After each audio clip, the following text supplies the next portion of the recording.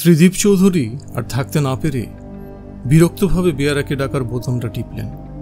কিছুক্ষণ থেকেই তিনি অনুভব করছেন যে কামরাটা যত ঠান্ডা থাকার কথা মোটেই তত ঠান্ডা না, অথচ তার 3 সহযাত্রী দিব্যি নাক ডাকিয়ে ঘুমছে। এটা যে কি করে সম্ভব হয় তা ত্রিদীপ বাবু মোটেই বুঝতে পারেন না। আসলে অন্যায়ের প্রতিবাদ না করে করেই হয়েছে এই হাল। 7 চরেরা নেই বলেই তো জাতটার কোনোদিন উন্নতি হলো না। দরজায় টোকা পড়ল। আন্দার আও। দরজার একপাশে সরে গিয়ে বাইরে বেয়ারাকে দেখা গেল। কামরার টেম্পারেচার কত রাখা হয়েছে? ধমকের স্বরে জিজ্ঞেস করলেন ত্রিদীপ বাবু। ইয়ে তো মালুম নেই হে স্যার। কেন মালুম নেই কেন? এসিতে ট্রাভেল করে গরম ভোগ করতে হবে, এ আবার কি রকম কথা? এ ব্যাপারে তোমাদের কোনো দায়িত্ব নেই? বেয়ার আর কি বলবে, সে বোকার মতো দাঁত বার করে দাঁড়িয়ে রইল। এদিকে আপার বার্থের মাদ্রাজি ভদ্রলোকটির ঘুম ভেঙে গেছে, তাই ত্রিদীপ চৌধুরীকে বাধ্য হয়ে তার রাগ হজম করে নিতে হলো। ঠিক হ্যাঁ, তুমি যাও, আর শোনো, কাল সকালে ঠিক 6:30টায় আমাকে চা দেবে। বহুত আচ্ছা হুজুর। বেয়ারা চলে গেল। ত্রিদীপ বাবু দরজা বন্ধ করে তার জায়গায় শুয়ে পড়লেন। এসব ল্যাঠা ভোগ করতে হতো না যদি তিনি প্লেনে আসতেন। তার মতো অবস্থার লোকেরা কলকাতা থেকে রাঁচি সাধারণত প্লেনেই যায়। মুশকিল হচ্ছে কি, প্লেনে যাত্রা সম্পর্কে ত্রিদীপ বাবু একটা আতঙ্ক বোধ করেন। সেটা কাটিয়ে ওঠা তার পক্ষে অসম্ভব। বছর 12 আগে তিনি একবার প্লেনে করে বোম্বাই গিয়েছিলেন। সে এক ভয়াবহ অভিজ্ঞতা। সেদিন আবহাওয়া ছিল প্রতিকূল, ফলে প্লেন আকাশে ওঠার সঙ্গে সঙ্গে যে ঝাঁকুনি শুরু হলো সেটা চলে একেবারে শেষ পর্যন্ত। সেদিনই ত্রিদীপ বাবু মনে মনে প্রতিজ্ঞা করেন যে তিনি আর কখনো প্লেনে চড়বেন না। তাই এবার যখন রাঁচি যাওয়ার দরকার হলো, তখন তিনি সরাসরি রাঁচি এক্সপ্রেসে বুকিং করলেন। এসিতে আরামের প্রত্যাশা করেছিলেন, কিন্তু এখন সে আসার জলাঞ্জলি দিয়ে অন্ধকার কামরায় শুয়ে নানান চিন্তার মধ্যে নিজেকে ডুবিয়ে দিলেন। বিশেষ করে মনে পড়ছে তার ছোটবেলার কথা। রাঁচিতেই তার জন্ম। তার বাবা আদিনাথ চৌধুরী ছিলেন রাঁচির নামকরা ডাক্তার। ত্রিদীপ বাবু স্কুলের পড়াশোনা রাঁচিতে শেষ করে কলকাতায় চলে যান কলেজে পড়তে। মামাবাড়িতে থেকে বিএ পর্যন্ত পড়ে কিছুদিনের মধ্যেই তার এক মারোয়ারি বন্ধুর পরামর্শে ব্যবসার দিকে ঝোঁকেন। লোহা লক্করের ব্যবসা দিয়ে শুরু হয় অল্প দিনের মধ্যেই ব্যাংকে তার অনেকগুলো টাকা জমে যায়। তিনি বুঝতে পারেন যে ভাগ্যলক্ষ্মী তার প্রতি সবিশেষ প্রসন্ন। সেই থেকে তিনি কলকাতাতেই থেকে যান, যদিও মা বাপ রাঁচি ছাড়েননি। প্রথমে সর্দার শঙ্কর রোডে একটা ফ্ল্যাটে, তারপর রোজগার বাড়লে পরে হ্যারিংটন স্ট্রিটে একটা দোতলা বাড়ির 1 তলা ভাড়া নেন ত্রিদীপ বাবু। বাপ মায়ের সঙ্গে যে একেবারে যোগাযোগ ছিল না তা না, প্রতি বছর অন্তত একবার 7 দিনের জন্য এসে পৈতৃক বাড়িতে কাটিয়ে যেতেন ত্রিদীপ বাবু। বাপ মায়ের অনুরাগী তিনি 26 বছর বয়সে বিয়ে করেন। 2 বছর পরে তার একটা ছেলে হয়। সেই ছেলে এখন আমেরিকায় পড়াশোনা করছে। আর কোনো সন্তান হয়নি ত্রিদীপ বাবুর। স্ত্রী মারা গেছেন 3 বছর হলো। মা দেহ রেখেছেন 72-তে আর বাপ 74-এ। রাঁচির সেই বাড়ি এখনো রয়েছে, একটি চাকর এবং একটি মালির জিম্মায়। ত্রিদীপ বাবু নিয়মিত তাদের মাইনে দিয়ে এসেছেন গত 10 বছর ধরে। বাড়িটা রাখার উদ্দেশ্য হল মাঝে মাঝে 2-4 দিন বিশ্রাম করতে যাওয়া, কিন্তু রোজগারের ধান্দায় সেটা আর হয়ে ওঠে না।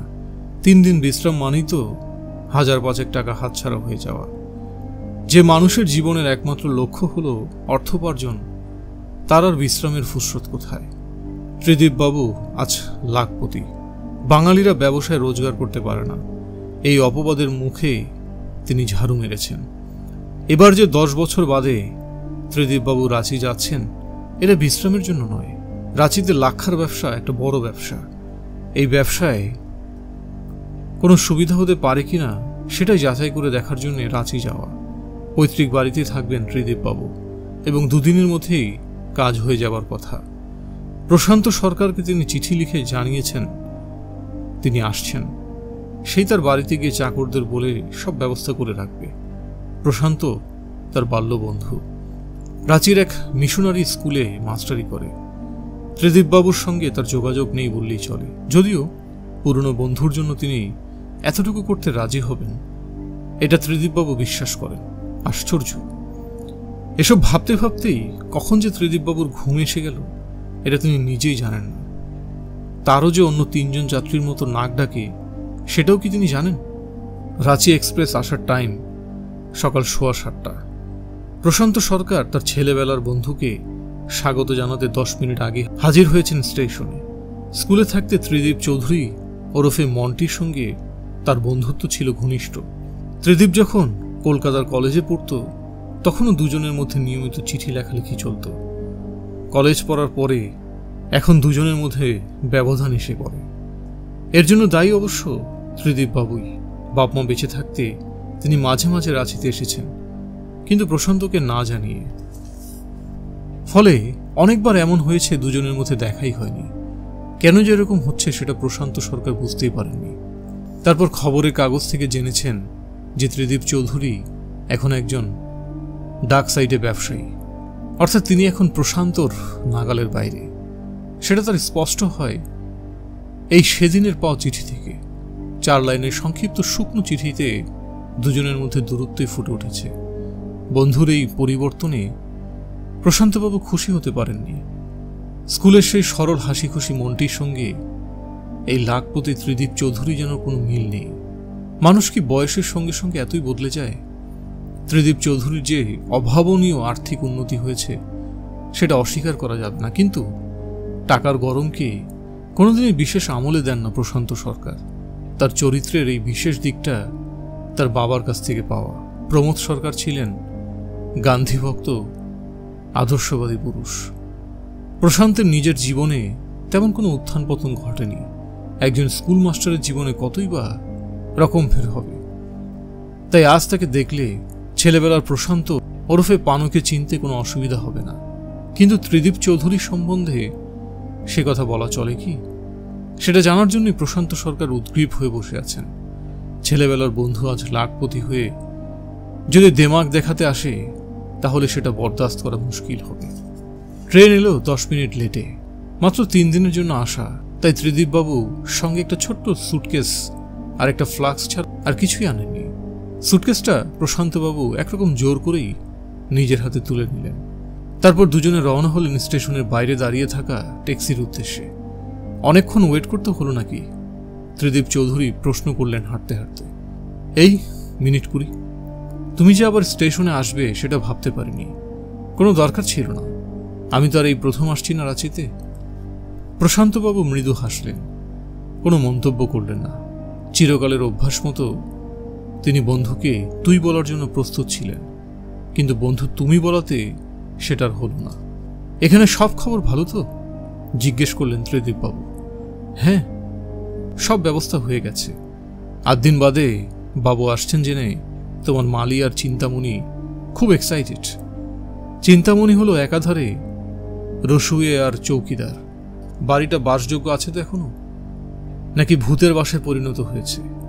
প্রশান্তবাবু আবারও মৃদু হেসে একটু চুপ থেকে বললেন, ভূতের বাসার কথা জানি না, কিন্তু একটা কথা তোমাকে জানানো দরকার।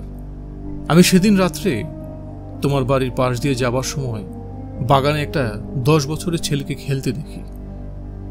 রাত্রে মানে বেশ বেশি রাত, 11:30। দেখে চমকে গিয়েছিলাম। মনে হলো যেন 10 বছরের মুন্ডু আবার ফিরে এসেছে। এনিওয়ে, ভূত যে নয় সে তো বোঝাই যাচ্ছে। বাড়ি তো আমার বাবার তৈরি। ওতে কে মরেছে না মরেছে সে তো আমার জানা আছে। কথা হলো বাড়িটাকে ঝেড়ে পুছে রেখেছ তো? একেবারে তকতকে। আমি কাল গিয়ে দেখে এসেছি। ভালো কথা। তোমার কাজটা এখন কোথায়? আমার নামকাম যেতে হবে আজই দুপুরে, আফটার লাঞ্চ। মহেশ্বর জৈন বলে এক লাক্ষা ব্যবসায়ী থাকেন ওখানে। 2:30টায় অ্যাপয়েন্টমেন্ট। বেশ তো, আমরা যে ট্যাক্সিটা এখন নিচ্ছি সেটাই তোমার জন্য ঠিক করা আছে। এখন তোমাকে পৌঁছে দুপুরে খেয়ে আবার 2টোর মধ্যে তোমার কাছে চলে আসবে। নামকাম যেতে মিনিট 10-এর বেশি লাগবে না। ট্যাক্সিতে উঠে রওনা হবার পরে প্রশান্ত সরকার জরুরি কথাটা বলতে পারলেন, তাও সরাসরি নয়। একটু ভনিতা করে, তুমি আছো কদিন? আজ কথা শেষ না হলে কাল আরেকবার যেতে হবে। আমি পরশু ফিরছি। যা ভার্তিক চেহারা হয়েছে তোমার, খোলাখুলি কথা বলতেও সংকোচ হয়। কি বলতে চাও বলে ফেলো না। ওরকম ঘুরিয়ে পেঁচিয়ে বললেই সন্দেহ হয়। কিছুই না, সামান্য একটা অনুরোধ। তুমি রাজি হলে তোমার এই বাল্যবন্ধু খুব গ্রেটফুল বোধ করবে। কি অনুরোধ? ফাদার উইলিয়ামসকে মনে আছে? উইলি? ও, সেই লালদাড়ি সেই উইলিয়ামস বছর 5 হলো একটা স্কুল করেছেন গরিব ছেলেদের জন্য। তাতে হিন্দু, মুসলমান, খ্রিস্টিয়ান, কোল সব রকম ছেলে পড়ে। মাথার ঘাম পায়ে ফিরে ব্যাপারটাকে দাঁড় করিয়েছেন ভদ্রলোক। তার খুব ইচ্ছে যে তুমি একবার স্কুলটাকে দেখে যাও। কিছুই না, আধ ঘন্টার ব্যাপার। ভদ্রলোক খুব উৎসাহিত বোধ করবেন। গেলেই তো হাত পাতবে। মানে, এসব আমন্ত্রণের পেছনে আসল কথাটা কি সেটা তুমি জানো না? নতুন ইনস্টিটিউশন, টানাটানির ব্যাপার, একজন পয়সাওয়ালা মক্কেল ডেকে খানিকটা আপ্যায়ন করে মাথায় হাত বুলিয়ে শেষে ভিক্ষের ঝুলিটা তার সামনে খুলে ধরা। দেখো হে, এই জিনিস আমার কাছে নতুন নয়। এককালে বহুবার এই প্যাচে পড়তে হয়েছে। আমি ভুক্তভোগী। চ্যারিটি যদি করতেই হয় তো সে যখন পরকালের চিন্তা করব তখন, এখন নয়। এখন সঞ্চয়ের সময়। পরোপকারী হিসেবে একবারটি নাম হয়ে গেলে আর নিস্তার নেই। কাজে আমাকে এ ধরনের রিকোয়েস্ট করতে এসো না, আমি শুনব না। বুঝিয়ে বললে ফাদার নিশ্চয়ই বুঝবেন। আর সে ভার তোমার উপর। এখানে এসে কাজের বাইরে আমি যেটা চাই সেটা হলো রেস্ট। কলকাতায় 1 মিনিট ফাঁক নেই। ঠিক আছে, এমন একটা প্রস্তাবের যে এই প্রতিক্রিয়া হতে পারে সেটা প্রশান্তবাবু ভাবতে পারেননি। এখন মনে হচ্ছে এটাই স্বাভাবিক। এই মন্টু সেকালের সেই মন্টু নয়। এই মানুষটাকে প্রশান্তবাবু চেনেন না। জন্মস্থানে এসে ত্রিদীপবাবুর ভারিক্কি ভাবটা খানিকটা দূর হয়ে তার জায়গায় একটা প্রসন্নতার আমেজ দেখা দিল। এই সুযোগে প্রশান্তবাবু তার দ্বিতীয় প্রস্তাবটা করলেন। আমার একটা অনুরোধ তো নাকচ হয়ে গেল, কিন্তু দ্বিতীয়টা ভাই রাখতে হবে। আমার গিন্নি বারবার করে বলে দিয়েছে তোমায় বলতে যে আজ রাত্রিরে যেন এই গরিবের বাড়িতে তোমার পায়ের ধুলো পড়ে। খাওয়াটাও এখানে সারতে হবে, বলা বাহুল্য। অভাবের সংসার হলেও এটা জোর দিয়ে বলতে পারি যে সেখানে ত্রিদীপ চৌধুরীর সামনে কেউ ভিক্ষের ঝুলি খুলে ধরবে না। ত্রিদীপবাবু এ ব্যাপারে আপত্তি করলেন না। করুণাবশত কিনা তাই নিয়ে মাথা ঘামালেন না প্রশান্ত সরকার। তার তাড়া আছে। বাজার সেরে, নাওয়া খাওয়া সেরে তারপর স্কুলে যেতে হবে। বিদায় নেবার সময় তিনি বলে গেলেন যে 8টা নাগাদ নিজে এসে তিনি ত্রিদীপবাবুকে নিয়ে যাবেন। আর 10টার মধ্যে খাইয়ে দাইয়ে তোমাকে বাড়ি পৌঁছে দেব, গ্যারান্টি দিচ্ছি। ত্রিদীপ চৌধুরীর ব্যক্তিত্ব আর তার তীক্ষ্ণ বুদ্ধিদীপ্ত কথাবার্তা, এই দুটোই যে তার সাফল্যের অন্যতম প্রধান কারণ সেটা আজ আরেকবার প্রমাণ হয়ে গেল। রাঁচিতে আসা বৃথা হয়নি। তার নানান ব্যবসার সঙ্গে লাক্ষা যুক্ত হয়ে তার জীবনটাকে আরেকটু জটিল করে তুলল সেটা ঠিক, কিন্তু সেই সঙ্গে অতিরিক্ত আয়ের কথাটা ভাবলে আর আক্ষেপ করার কোনো কারণ থাকে না। 5টা নাগাদ বাড়ি ফিরে চা খেয়ে ত্রিদীপবাবু একবার তার জন্মস্থানটা ঘুরে দেখলেন। দোতলা বাড়ি, একতলায় বৈঠকখানা, খাবার ঘর, গেস্টরুম আর রান্নাঘর, দোতলা 2টো বেডরুম, বাথরুম আর বেশ বড় পশ্চিমমুখী ঢাকা বারান্দা। দুটোর মধ্যে ছোট বেডরুমটা ছিল ত্রিদীপবাবুর ঘর। ছোটবেলার তুলনায় এখন সেটাকে অনেক ছোট বলে মনে হয়, কারণ তিনি নিজেই শুধু বড় হয়েছেন। ঘর যেমন ছিল তেমনই আছে। ঘরের দরজায় দাঁড়িয়ে খাটটার দিকে কিছুক্ষণ চেয়ে থেকে ত্রিদীপবাবু স্থির করলেন আজ রাতে সেখানেই শোবেন। চিন্তামণি সকালেই জিজ্ঞেস করেছিল, কিন্তু তিনি তখন মনস্থির করে উঠতে পারেননি। রাত্রে শোবার মুখে চাকরকে ডেকে ছোট করে বিছানা করার কথা বলে দিলেন। প্রশান্ত সরকারের স্ত্রী হল সুগৃহিণী এবং রন্ধনে সুনিপুণা, তাই খাওয়াটা ছিল পরিপাটি।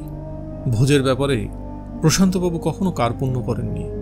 বন্ধুকে মাংস, 2 রকম মাছ, পোলাও, লিচু, 3 রকমের মিষ্টি এবং মালাই খাইয়েছেন। ত্রিদীপবাবু তৃপ্তির সঙ্গে খেয়েছেন, কিন্তু খাবার পরে 10 মিনিটের বেশি বসেননি। তার বর্তমান অবস্থা এবং তিনি কিভাবে সেই অবস্থায় পৌঁছলেন সেই সম্পর্কে প্রশান্তবাবুর কৌতূহল আর মিটল না। 9:45টার মধ্যে ত্রিদীপবাবু নিজের বাড়িতে ফিরে এলেন। বাড়িটা শহরের একটা অপেক্ষাকৃত নিরিবিলি অংশে। পাড়া এর মধ্যে নিস্তব্ধ হয়ে গেছে। ত্রিদীপবাবু সিঁড়ি দিয়ে দোতলা ওঠার সময় তার নিজের পায়ের আওয়াজ নিজের কাছেই দুর্মুষের মতো মনে হলো। দোতলায় এসে ত্রিদীপবাবু দেখলেন যে তার ছোটবেলার খাটে তার জন্য বিছানা পাতা হয়ে গেছে। সবেমাত্র খাওয়া হয়েছে, তাই তিনি স্থির করলেন যে কিছুক্ষণ বারান্দায় আরাম কেদারায় বসে বিশ্রাম করে তারপর শুতে যাবেন। হেলানো চেয়ারে গা এলিয়ে দিয়ে আধ ঘন্টার মধ্যেই তিনি অনুভব করলেন যে সারাদিনের সমস্ত অবসাদ চলে গিয়ে তিনি আশ্চর্য হালকা এবং শান্ত বোধ করছেন। বাইরে ফিরে চাঁদের আলো, বাগানের একটা ন্যাড়া শিরীষ গাছের ছড়ানো কালো ডালগুলোর দিকে তার দৃষ্টি। ত্রিদীপবাবু বুঝতে পারলেন যে তিনি নিজের নিঃশ্বাসের শব্দ শুনতে পাচ্ছেন। সমস্ত বিশ্ব চরাচরে যেন সেটাই একমাত্র শব্দ। তাই কি না, তার সঙ্গে আরেকটা শব্দ যুক্ত হলো, একটা ক্ষীণ কণ্ঠস্বর। সেটা কোথা থেকে আসছে বলা কঠিন। মনোযোগ দিয়ে শুনে ত্রিদীপবাবু বুঝলেন যে সেটা কোনো অল্প বয়স্ক ছেলের গলার আবৃত্তির শব্দ। কবিতাটা তার ভীষণ চেনা, ক্ষীণ হলেও কণ্ঠস্বর স্পষ্ট। প্রত্যেকটি কথা পরিষ্কার। রথের দিনে খুব যদি ভিড় হয়, একলা যাব, করব না তো ভয়। মামা যদি বলেন ছুটে এসে হারিয়ে যাবে, আমার কোলে চড়ো, বলবো আমি, দেখছো নাকি মামা, হয়েছে যে বাবার মতো বড়। আমায় দেখে মামা বলবে, তাই তো খোকা আমার, সে খোকা আর নাই তো। এতদিন যেন ত্রিদীপ চৌধুরীর স্মৃতির কোনায় লুকিয়েছিল কবিতাটা। আজ শুনে আবার নতুন করে মনে পড়ছে, আবৃত্তিক্রমে ক্ষীণ হয়ে আসছে। ত্রিদীপবাবু উঠে পড়লেন চেয়ার থেকে। মনটাকে পেছনের দিকে টেনে নিয়ে যাওয়া কোনো কাজের কথা নয়। আসল হলো ভবিষ্যৎ, অতীত নয়। তিনি জানেন ভবিষ্যতে তাকে আরো অনেক উপরে উঠতে হবে, লাখপতি থেকে কোটিপতি হতে হবে। অতীত মানে তো যা ফুরিয়ে গেছে, শুকিয়ে গেছে, শেষ হয়ে গেছে। অতীতের চিন্তা মানুষকে দুর্বল করে, আর ভবিষ্যতের আশা তাকে সরল করে এবং সক্রিয় করে। নিজের শোয়ার ঘরে গিয়ে ত্রিদীপবাবু ভ্রু কুঞ্চিত করলেন। শহরে এখন লোডশেডিং। খাটের পাশে টেবিলের উপর একটা মোমবাতি টিমটিম করে জ্বলছে। তার মৃদু আলোতেই তিনি স্পষ্ট দেখলেন যে বিছানাটা ভালো করে পাতা হয়নি। চাদর বালিশ দুটোই কুঁচকে আছে। হাত দিয়ে চাপড় মেরে সেখানে টান করে দিয়ে পাঞ্জাবি খুলে আলনায় রেখে ত্রিদীপ খাটে শুয়ে পড়লেন। মোমবাতিটা জ্বলবে কি? কোনো দরকার নেই। এক ফুতে সেটাকে নিভিয়ে দিলেন ত্রিদীপ। পোড়া মোমের উগ্র গন্ধ কিছুক্ষণ বাতাসে ঘোরাফেরা করে মিলিয়ে গেল। পশ্চিমের জানালা দিয়ে আকাশ দেখা যাচ্ছে। রাতের আকাশ চাঁদের আলোয় ফিকে। পায়ের দিকে ঘরের দরজা, দরজা দিয়ে বাইরে বারান্দা এবং বায়ে সিঁড়ির মুখটা দেখা যাচ্ছে। সিঁড়ির দিকে দৃষ্টি যাবার কথা নয়, কিন্তু ত্রিদীপবাবুর মনে হলো তিনি যেন একটা পায়ের আওয়াজ পাচ্ছেন। খালি পায়ে ধপধপ করে সিঁড়ি দিয়ে ওঠার শব্দ, কিন্তু কেউ এলো না। শব্দটা যেন মাঝ সিঁড়িতে নেমে গেল। হঠাৎ ত্রিদীপবাবু মনে হলো তিনি অনর্থক ছেলে মানুষই কল্পনাকে প্রশ্রয় দিচ্ছেন। সব ভৌতিক চিন্তা এক ঝাটকায় মন থেকে দূর করে দিয়ে তিনি শক্ত করে চোখ বন্ধ করে ঘুমানোর চেষ্টায় প্রবৃত্ত হলেন। একতলায় খাবার ঘরের জাপানি ঘড়িতে ঢং ঢং করে 11টা বাজল। ঘড়িটা এতদিন বন্ধ ছিল। আজই সকালে ত্রিদীপবাবু আবার সেটিকে চালু করে দিয়েছেন।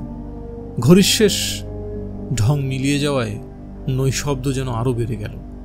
ত্রিদীপবাবুর চোখ বন্ধ, এবং সেই বন্ধ চোখেই যেন তিনি টুকরো টুকরো ঝাপসা ছবি দেখতে শুরু করলেন। তিনি জানেন যে এটা ঘুমের পূর্বাভাস। ওই টুকরো ছবিগুলো আসলে স্বপ্নের টুকরো।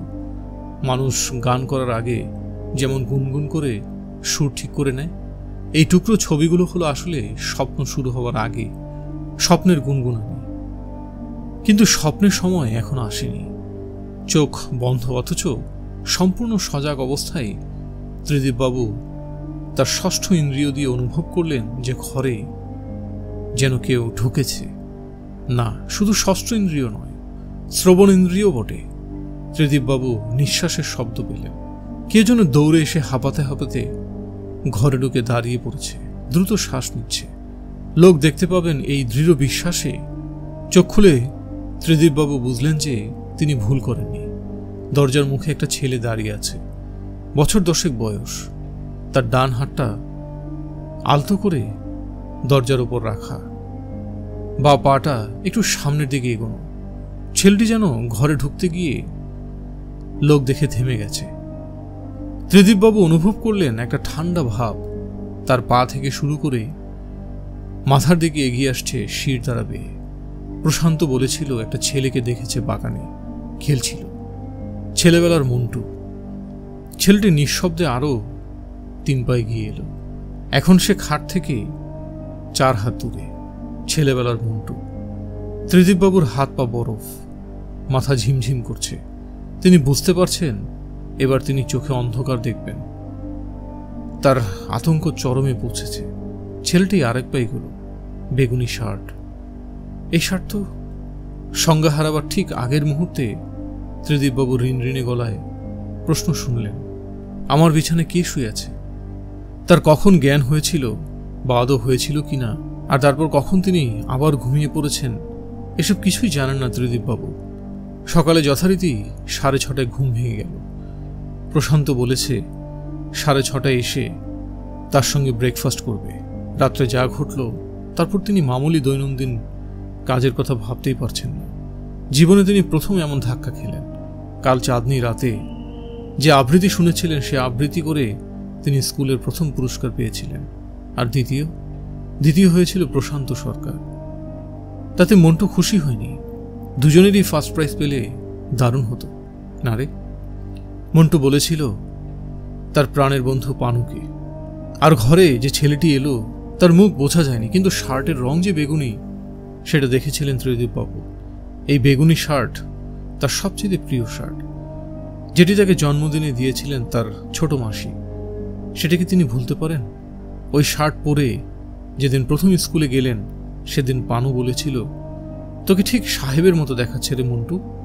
এই অদ্ভুত ভৌতিক অভিজ্ঞতা মানেও তার কাছে স্পষ্ট। আজকের ত্রিদীপের সঙ্গে ছোটবেলার ত্রিদীপের কোনো মিল নেই। ছোটবেলায় সেই মন্টু ছেলেবেলাতেই মরে গেছে, আর তার ভূত এসে কাল জানিয়ে গেছে যে লাখপতি ত্রিদীপ চৌধুরীকে সে মোটেই বরদাস্ত করতে পারছে না। প্রশান্ত বাবুকে রাত্রের ঘটনা কিছুই বললেন না ত্রিদীপবাবু। তবে এটা তিনি বুঝতে পারলেন যে শত চেষ্টা করেও তিনি সম্পূর্ণ স্বাভাবিক হতে পারছেন না। তাই বোধহয় প্রশান্ত বাবু একসময় প্রশ্ন করলেন, তোমার কি হয়েছে বলো তো? রাত্রে ভালো ঘুম হয়নি নাকি? ত্রিদীপবাবু গলা খাকারি দিয়ে বললেন, না, আমি ভাবছিলাম, মানে 2 দিনের কাজ যখন একদিনই হয়ে গেল, তখন আজ একবার ফাদার উইলিয়ামসের স্কুলটা দেখে এলে হতো না? উত্তম প্রস্তাব, প্রফুল্ল হয়ে বললেন প্রশান্ত সরকার। মুখের হাসি ছাড়া অন্তরের একটা গোপন হাসিও হাসলেন তিনি, কারণ তার ফন্দি আশ্চর্যভাবে কাজে দিয়েছে। ফেরার পথে তার প্রতিবেশী নন্দ চক্রবর্তীর ছেলে বাবলুকে বলে যেতে হবে যে তার কাল রাতের আবৃত্তি আর অভিনয় চমৎকার হয়েছে, আর সেই সঙ্গে অবশ্যই চিন্তামণিকে একটা ভালো রকম বকশিশ দিতে হবে। গল্পটা এখানেই শেষ। ধৈর্য ধরে গল্প শোনার জন্য ধন্যবাদ। আলো ছায়া আমাদের নতুন চ্যানেলটি সাবস্ক্রাইব করতে পারেন। সব ধরনের উপন্যাস নিয়ে আমাদের নতুন চ্যানেল আলো ছায়া, আর ছোট গল্পের সম্ভার নিয়ে কুপির আলো তো আছেই। 2টি চ্যানেলই সাবস্ক্রাইব করে আমাদের পাশে থাকতে পারেন এবং আপনাদেরকে আলোকিত করার সুযোগ দিতে পারেন। ধন্যবাদ।